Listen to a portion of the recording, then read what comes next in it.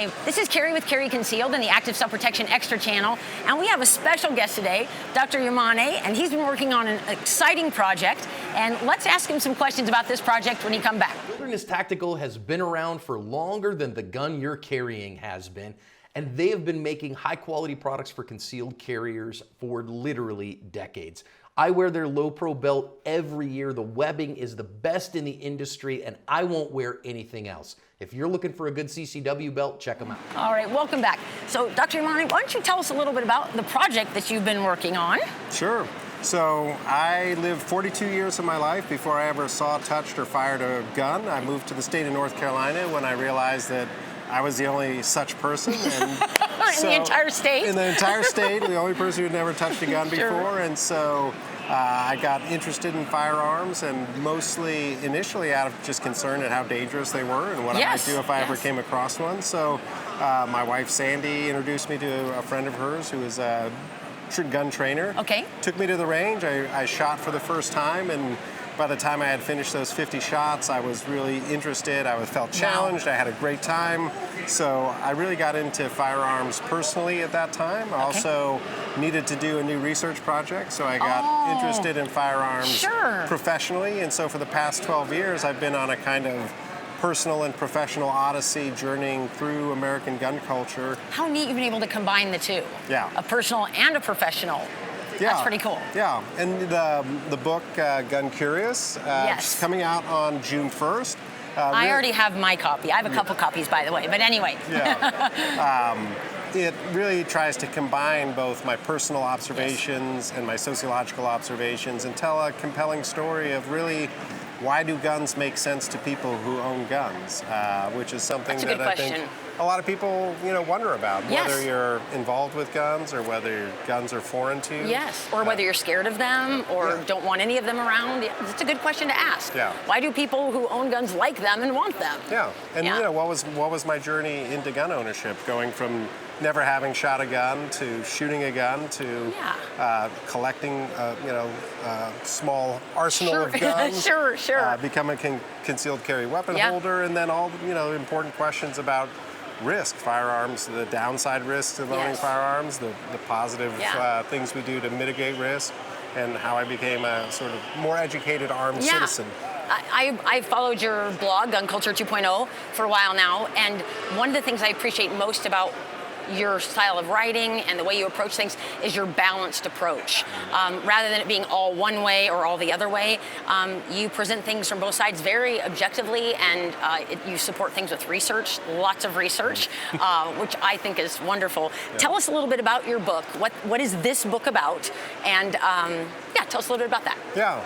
Well, just to back up to your point about sort of trying to find that middle ground, I think the fact that I grew up outside of gun culture and spent most of my life outside of gun culture, and my everyday life in the university is really a fairly liberal, gun-free situation. But then spending the last 12 years deeply involved in gun culture, really, I have a foot in two worlds. You sure do. Two very different worlds. Very different worlds, yes. And with very little crossover, to be quite honest. At least not that I've seen anyway. Yeah. So, I think that, and this is reflected in the book, is that attempting to translate one side to the other.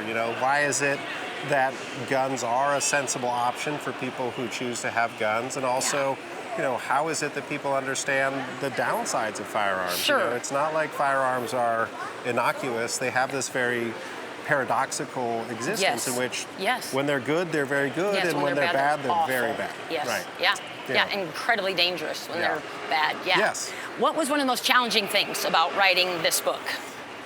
The most challenging thing about writing the book is actually not writing the book, it was getting the book published. Okay. Daunting process. Yeah. I can't even, I've never done it. Yeah. I've just talked to people who have, and I don't know how you did it, because I've heard that it's incredibly difficult. Yeah. So before I wrote this book, I'd published 6 books of my own, and so I was very familiar with that process. But I really wanted to write a book, and don't let the fact that I'm a professor scare you. This book is written for a general audience. It sure is, without question. Yeah. Without question. And so, wanting to write for a general audience meant I needed to get a sort of general publisher, an academic publisher wouldn't do, and so I got a high-powered agent. He was top of his field, his big agency in New York. and I was rejected 33 times by publishers, and in part because I can't even imagine that. the book was not as critical of guns as some of them would like. Have wanted. But okay. then on the other side, people who just thought it's too moderate, it's not inflammatory enough, sure. and they would be happy to publish a book that was, yay, guns are awesome, or wow. boo, guns are terrible. But, you know, I don't cheerlead in the book. Like, I try to tell the honest personal story and the honest story about gun culture. So I'm fortunate that I did find a publisher to bring the book out, but the most challenging part of the book wasn't the writing, it was getting it out into the world. So I'm all the more happy that it is out in the world. I'm so thankful you persevered through that process.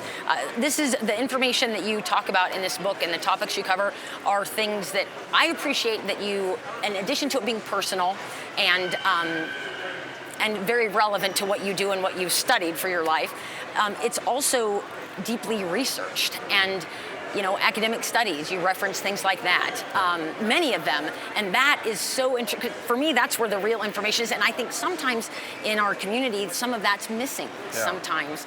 Tell us a little bit about the class that you've been doing, the online seminar that you've been doing. What was, so it's called, I'll let you explain what it is. I'll let you do that first. Absolutely. So, since 2015, I've been teaching a class at Wake Forest called the Sociology of Guns. I teach it once a year. This fall will be the 10th time I've taught the course. Wow. And I sort of talk about it on my blog and elsewhere. Yep.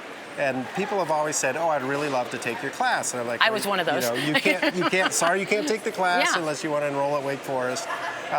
Which I did look into, by the way. Oh, wow. Okay. I'm not even joking. One of the this is a few years ago. I was like, what would this take? Yeah. And you saw the zeros after the dollar sign. Yeah, and I would need to move there for 4 to 5 months. Right. And, exactly, yeah. So there's no virtual option or anything. And, but when the book was getting ready to come out, I thought, you know, how can I give people a sense of what it is that I do? Yeah. And so I thought, you know, I'll just offer a miniature version of my Sociology of Guns class as a free public webinar. So it's called 10 Essential Observations on Guns in America. Yes. And we have 7 modules. The last module's coming up. Yes. And, you know, you put things out in the world, you don't know what kind of reception you're going to get. Yeah.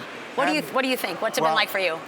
There's almost 600 people registered for the webinar, and the level of engagement in the chat, and people emailing me, and people coming up to me here at the NRA show saying, I'm in your webinar, thank you so much for doing it.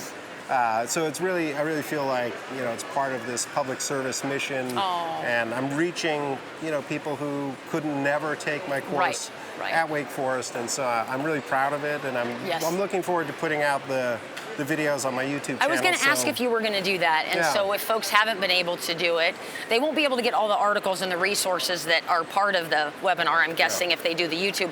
That has been so valuable. I was sharing with your lovely wife how valuable those resources have been for me. I don't have access to an academic library, and so some of those articles can be really expensive to buy if you want to just buy just the article. But the resources have been phenomenal. So over 600 people have been tuning in and watching the seminar. What are some of the topics that you've covered in your seminar? Yeah, so the webinar really unfolds in the same way that my course does, which is to really start with my fundamental perspective, which is that guns are normal. Normal people use guns. I love that, by the way. I quote you all the time. And you know, then I kind of march through the development of gun culture. I think the shift to gun culture 2.0 has been significant, the concealed carry revolution. And then we kind of edge into some of the downside risks of gun ownership, you know, and on balance, is the defensive benefit worth some of the risk that you introduce to your life? And then how do gun owners think about that?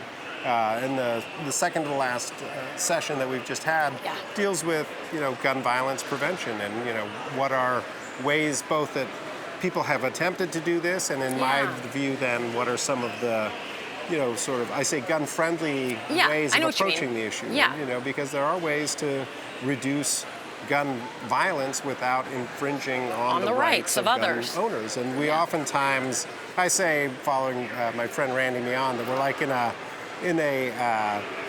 the Chinese finger lock situation Yes. where we're here, we're pulling against each other, and we're like, why can't we get out of this situation? And if you just move a little bit toward each other, that's how you get your fingers out. So, do you ever see that happening? Like I know we all want it to happen because both sides really do want the same thing, in my opinion.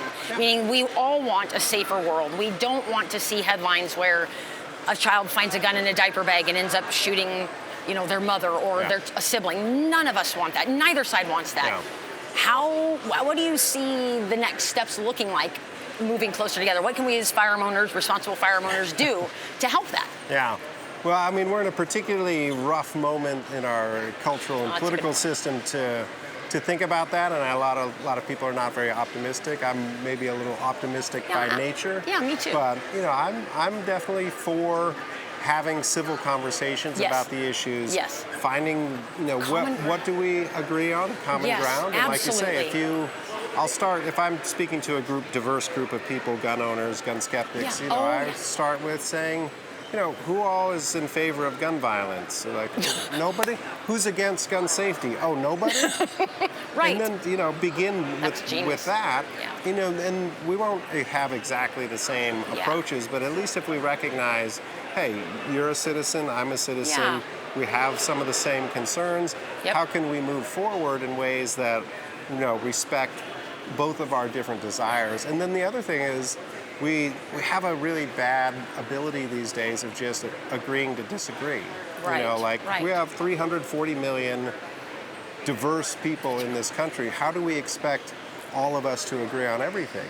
We never can't. will. Right. Right. And I don't think that's a healthy world if everybody agrees on everything, right? Yeah. It's good to have differences. Yeah. Right. And so the key is really, hey, I disagree with you, but you're a fellow citizen. We treat, I think, people who disagree with us as enemies a little bit too much. And we think their motives are wrong or nefarious, and we think our motives are good, but that theirs aren't. And that's tragic because that isn't the case. Right. Yeah. So we've lost some trust, and maybe for some people for good reasons. But I really, again, try to take an optimistic perspective. I have a lot of great conversations here at the NRA. I bet. I'm a liberal professor, in case you didn't know. Is that what I didn't know? Yeah. That's right. I forgot about that. Yes, a liberal professor's surprising journey. Let me hold this up close to the camera so they can see that.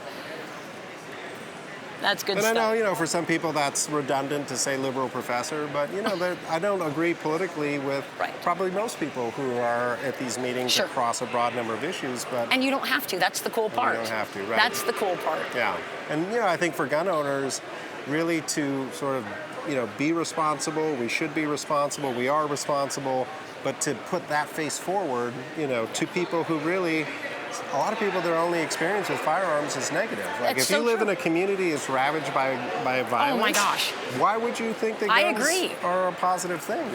I even think if you're just a mom in a suburb with young children, working your butt off just to get through each day, just the headlines. That's a negative culture, a negative connotation about firearms because it's it's all of the horrible accidents or the gun accidentally went off, or that sort of thing. That is really confusing for people, especially I have people come to my classes who genuinely think that guns are inherently distrustful, the guns themselves, and that they're inherently unsafe just by itself in a gun case. Right. And when they learn a little bit more, it's eye-opening for them, and I get to learn more about their perspectives and their thoughts and why they have those, and they're absolutely justified. Yeah. I mean, I would have them too, and I did at one time, and I didn't know those things. Right. Yeah, and instead of being like, oh, you're just a hoplophobe, and calling names, like. Be welcoming. Tony Simon says, instead of meeting people halfway, meet people 60% of the way, right? Like, does it hurt you that much to go a little bit further? And, maybe you have some bad interactions or people are disrespectful, but at least you can say you tried. And how many people will actually reciprocate that? If you go 60%, maybe they go 60%, and then you have that much more overlap. Yes. I love the title. I love the Gun Curious. I hope I do a good job of teaching my kids to be curious about others, not condemning or judgmental, but genuinely curious about why they think that way or why they're doing that, and just because they want to understand more about people. But great title, lovely cover, by the way. Oh, thank you. Beautiful stuff. Yeah. So, where can people get this book if they want to? Because I know many of them will. Yeah. So the book is available for order on Amazon, Barnes & Noble, Books A Million, all the usual online retailers. It's even available at Walmart.com if you lean more politically conservative, or if you are a liberal Target shopper. It's also available at Target.com.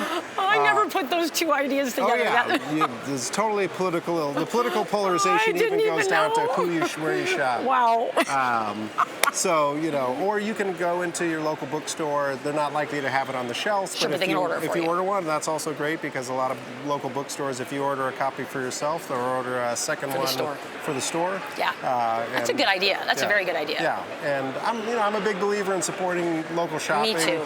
So that's a great way. But Amazon and Barnes & Noble are probably going to be the majority of the book sales. Typically, it's available as a Kindle or for Nook. If you like to read electronically, there's not yet an audiobook version. Are you going to be reading it? It depends on the sales. So if the book sells well enough in paper and electronic, then someone will buy the rights to do I understand. The audio version. And maybe I'll get John Correa to do the narration. He's probably too expensive, but a boy can dream. Yeah, that's right. You're funny. You have a great voice for an audiobook, though, in my opinion. So I think that'd work well.